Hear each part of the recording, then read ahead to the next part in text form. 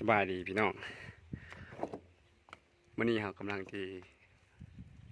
ทำการกินหมกเฟืองเนาะมาหมกเฟืองอันนี้เหือนข้าวใจเราไต่ขึ้นไป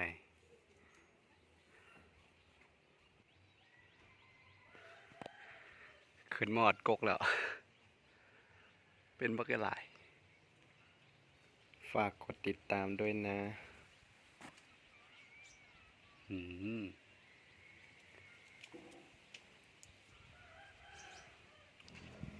นี่เราเห็นอันนี้มานำทำการวางทางนี้ก่อนได้บ่วางว่าจิบตกเนาะ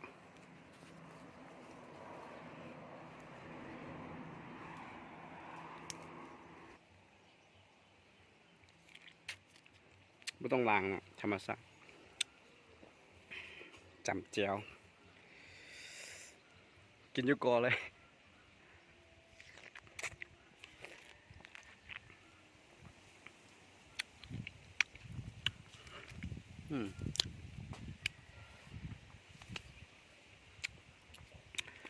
แซ่บแซ่บ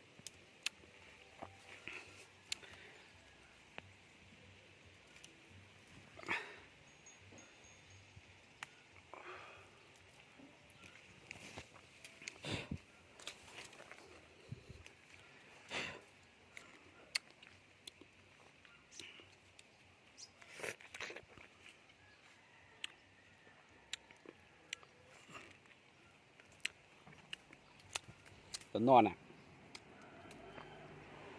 หนึ่งจะนอน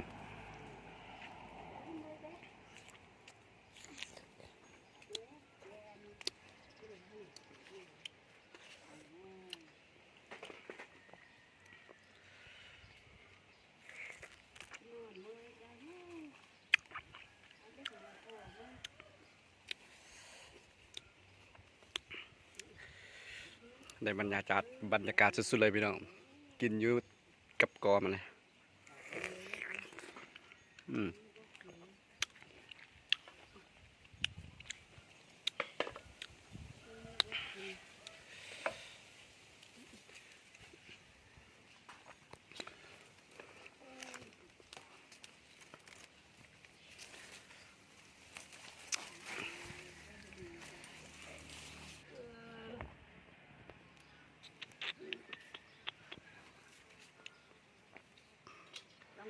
ป้าเป็นบักเก็ตลายนะ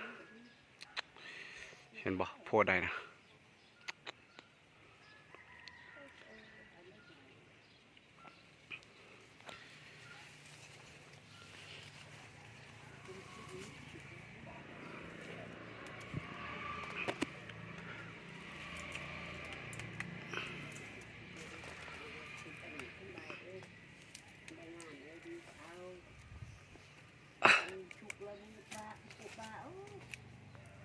แต่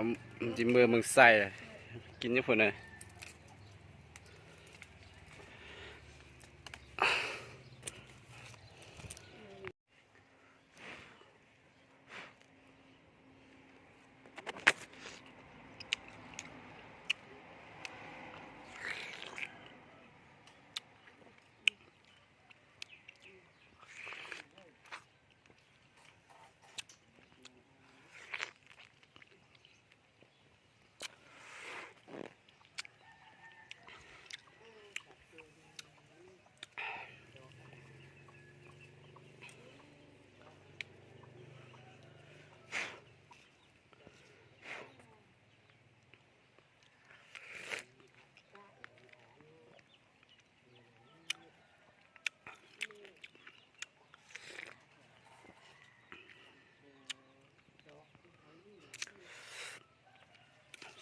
สุดยอดได้ใจ